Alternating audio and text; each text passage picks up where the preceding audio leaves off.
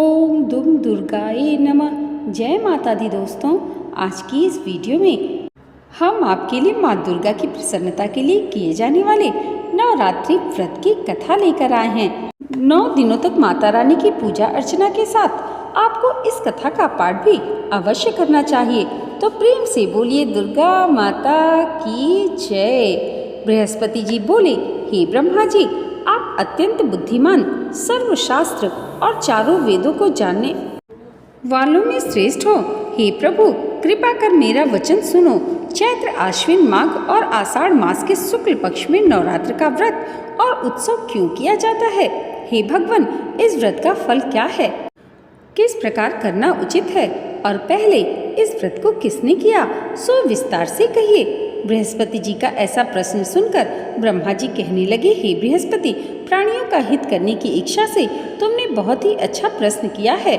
जो मनुष्य मनोरथ पूर्ण करने वाली दुर्गा महादेवी, सूर्य और नारायण को ध्यान करते हैं, वे मनुष्य धन्य हैं। यह नवरात्र व्रत संपूर्ण कामनाओं को पूर्ण करने वाला है। इसके करने से पुत्र चाहने वालों को पुत्र, धन चाहने वालों को धन, विद्या चाहने वालों को विद्या और सुख चाहने वालों को सुख की प्राप्ति होती है। इस व्रत को करने से रोगी मनुष्य का रोग दूर हो जाता है और कारागार में पड़ा हुआ मनुष्य बंधन से छूट जाता है। मनुष्य की तमाम विपत्तियां दूर हो जाती हैं और उसके घर में संपूर्ण संपत्तियां आकर उपस्थित हो जाती हैं। बंध्या और काक बंध्या के इस व्रत के करने से पुत्र हो जाता है। समस्त पापों को दूर करने वाले इस व्रत के करने से ऐसा कौन सा मनोरथ है जो सिद्ध नहीं हो सकता? यदि व्रत करने वाला मनुष्य सारे दिन का उपवास न कर सके तो एक समय भोजन करे और उस दिन बांधवों सहित नवरात्रि व्रत की कथा का श्रवण करे। हे बृहस्पति, जिसने पहले इस महाव्रत को किया है उसका पवित्र इतिहास मैं तुम्हें सुनाता हूँ, तुम सावधान होकर सुनो। इस प्रकार ब्रह्मा जी के वचन सुनकर बृहस्पति जी बोले, हे ब्राह्मण, मनुष्यों का कल्याण करने वाले इस व्रत के इतिहास को मेरे लिए कहा। मैं सावधान होकर सुन रहा हूँ। आपकी शरण आए हुए मुझ पर कृपा करें। ब्रह्मा जी बोले, पीठत नाम के मनोहर नगर में एक अनाथ नाम का ब्राह्मण रहता था। वह भगवती दुर्गा का भक्त था। उसके संपूर्ण सद्गुणों से युक्त मानो ब्रह्मा की सबसे पहली रचना हो ऐसी यथार्थ नाम वाली सुमति नाम की एक अत्यंत सुंदर कन्या पैदा हुई। वह कन्या सुमति अपने घर के बालकपन में अपनी सहेलियों के साथ क्रीड़ा करते हुए इस प्रकार बढ़ने लगी जैसे शुक्ल पक्ष में चंद्रमा की कला बढ़ती है। उसका पिता प्रतिदिन दुर्गा की पूजा और होम किया करता था। उस समय वह भी नियम से वहां उपस्थित होती थी। एक दिन वह सुमति अपनी सखियों के साथ खेलने के लिए गई और भगवती के पूजन में उपस्थित नहीं हुई। उसके पिता को पुत्री की ऐसी असावधानी देखकर क्रोध आया और पुत्री से कहने लगा कि हे दुष्ट पुत्री, आज प्रभात से तुमने भगवती का पूजन नहीं किया। इस कारण मैं किसी कुष्ठी और दरिद्र मनुष्य के साथ तेरा विवाह करूंगा। इस प्रकार कुपित पिता के वचन सुनकर सुमति को बड़ा ही दुख हुआ और पिता से कहने लगी कि हे पिताजी, मैं आपकी कन्या हूँ। मैं आपके सब तरह से अधीन हूँ। जैसे आपकी इच्छा हो मेरा विवाह कर दीजिए। होगा वही जो मेरे भाग्य में लिखा होगा। मेरा तो इस पर पूर्ण विश्वास है। मनुष्य न जाने कितने मनोरथों को चिंतन करता है, पर होता वही है जो भाग्य में विधाता ने लिखा है। जो जैसा करता है उसको फल भी उस कर्म के अनुसार ही मिलता है, क्योंकि कर्म करना मनुष्य के अधीन है पर फल देव के अधीन है। अपनी कन्या के ऐसे निर्भयता से कहे हुए वचन सुनकर उस ब्राह्मण को अधिक क्रोध आया। तब उसने अपनी कन्या का एक कुष्ठी के साथ विवाह कर दिया और अत्यंत क्रुद्ध होकर पुत्री से कहने लगा कि जाओ, जल्दी जाओ, अपने कर्म का फल भोगो। देखें केवल भाग्य भरोसे पर रहकर क्या करती हो।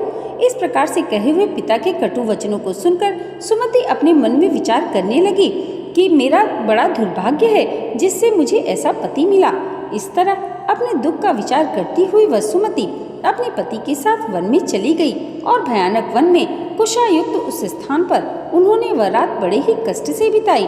उस गरीब बालिका की ऐसी दशा देखकर भगवती पूर्व पुण्य के प्रभाव से प्रकट होकर सुमति से कहने लगी, हे ब्राह्मणी, मैं तुम पर प्रसन्न हूँ। तुम जो चाहो वरदान मांग सकती हो। मैं प्रसन्न होने पर मनोवांछित फल देने वाली हूँ। इस प्रकार भगवती दुर्गा का वचन सुनकर ब्राह्मणी कहने लगी कि आप कौन हैं जो मुझ पर प्रसन्न हुई हैं? यह सब मेरे लिए कहा और अपनी कृपा दृष्टि से मुझ दासी को कृतार्थ करिए। ऐसा ब्राह्मणी का वचन सुनकर देवी कहने लगी कि मैं आदि शक्ति हूँ और मैं ही ब्रह्मा, विद्या और सरस्वती हूँ। मैं प्रसन्न होने पर प्राणियों के दुख को दूर कर उसको सुख प्रदान करती हूँ। हे ब्राह्मणी, मैं तुम पर तेरे पूर्व जन्म के पुण्य के प्रभाव से प्रसन्न हूँ। तुम्हारे पूर्व जन्म का वृत्तांत सुनाती हूँ, उसे ध्यान पूर्वक सुनो। तो पूर्व जन्म में निषाद की स्त्री थी और अति पतिव्रता थी। एक दिन तेरे पति निषाद ने चोरी की। चोरी करने के कारण तुम दोनों को सिपाहियों ने पकड़ लिया और ले जाकर कारागार में डाल दिया। उन लोगों ने तुझे और तेरे पति को भोजन भी नहीं दिया। इस प्रकार नवरात्र के दिनों में तुमने न तो कुछ खाया और न ही जल पिया, इसलिए 9 दिन तक नवरात्र का व्रत हो गया। हे ब्राह्मणी, उन दिनों में जो व्रत हुआ उस व्रत के प्रभाव से प्रसन्न होकर तुम्हें मनोवांछित वस्तु दे रही हूँ। तुम्हारी जो इच्छा हो सो मांग लो। इस प्रकार माँ दुर्गा के कहे वचन सुनकर ब्राह्मणी बोली कि अगर आप मुझ पर प्रसन्न हैं तो हे दुर्गे, आपको प्रणाम करती हूँ। कृपा करके मेरे पति के कोढ़ को दूर कीजिए। देवी कहने लगी कि उन दिनों में जो तुमने व्रत किया था उस व्रत के 1 दिन का पुण्य अपने पति के कोढ़ को दूर होने के लिए अर्पण करो। मेरे प्रभाव से तेरा पति कोढ़ से रहित और सोने के समान शरीर वाला हो जाएगा। ब्रह्मा जी बोले।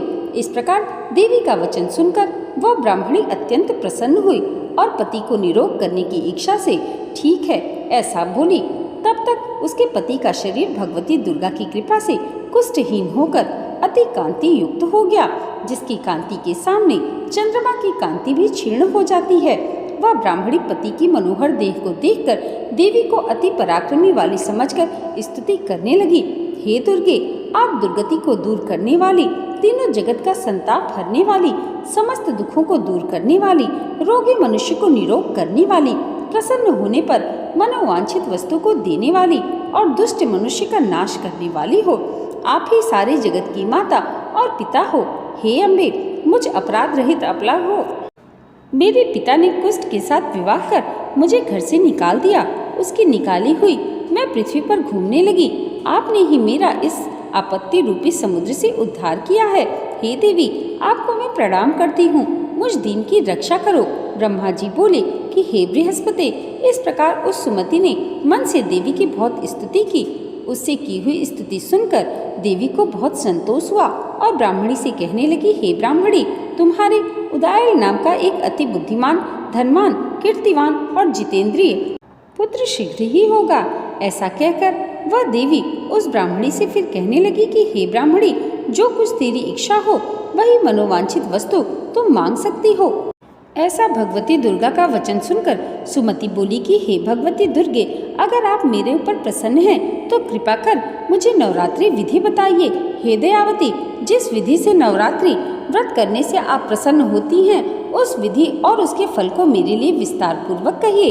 इस प्रकार ब्राह्मणी के वचन सुनकर दुर्गा कहने लगी, हे ब्राह्मणी, मैं तुम्हारे लिए संपूर्ण पापों को दूर करने वाले नवरात्र व्रत की विधि बताती हूँ, जिसको सुनने से तमाम पापों से छुटकारा, मोक्ष की प्राप्ति हो जाती है। आश्विन मास के शुक्ल पक्ष की प्रतिपदा से लेकर 9 दिन तक विधि पूर्वक व्रत करें। यदि दिन भर का व्रत न कर सकें तो एक समय का भोजन करें।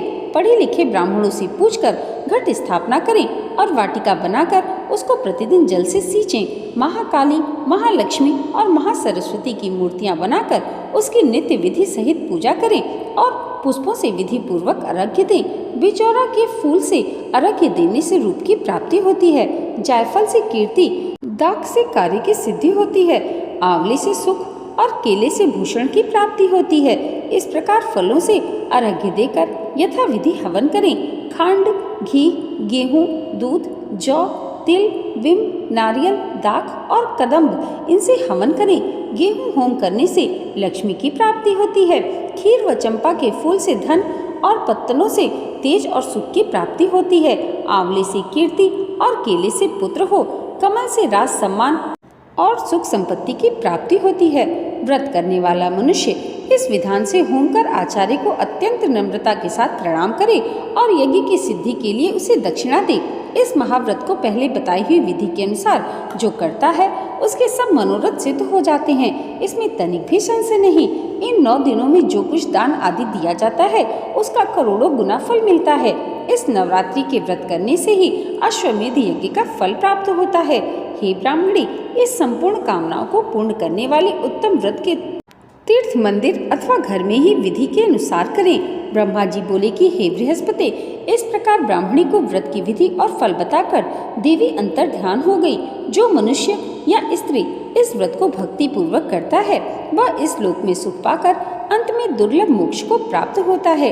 हे बृहस्पति, यह दुर्लभ व्रत का महात्म मैंने तुम्हारे लिए बतलाया है। ऐसा ब्रह्मा जी के वचन सुनकर बृहस्पति जी आनंद के कारण रोमांचित हो गए और ब्रह्मा जी से कहने लगे, हे ब्रह्मा जी, आपने मुझ पर अति कृपा की जो अमृत के समान इस नवरात्रि व्रत का महात्म सुनाया। हे प्रभु, आपके बिना और कौन इस महात्म को सुना सकता है। ऐसा बृहस्पति जी के वचन सुनकर ब्रह्मा जी बोले कि हे बृहस्पति, तुमने सब प्राणियों का हित करने वाले इस अलौकिक व्रत को पूछा है, इसलिए तुम धन्य हो। यह भगवती शक्ति संपूर्ण लोकों का पालन करने वाली है। इस महादेवी के प्रभाव को कौन जान सकता है। प्रेम से बोलिए दुर्गा माता की जय। दोस्तों, आज की ये वीडियो अगर आपको अच्छी लगी हो तो कमेंट बॉक्स में जय माता दी ज़रूर लिखिएगा और इसे लाइक और हमारे चैनल पर पहली बार आए हैं तो सब्सक्राइब करना मत भूलिएगा। माँ भगवती की कृपा आप सबके जीवन पर सदैव ऐसे ही बनी रहे, इसी मंगल कामना के साथ मिलते हैं अगली वीडियो में। तब तक के लिए जय माता दी।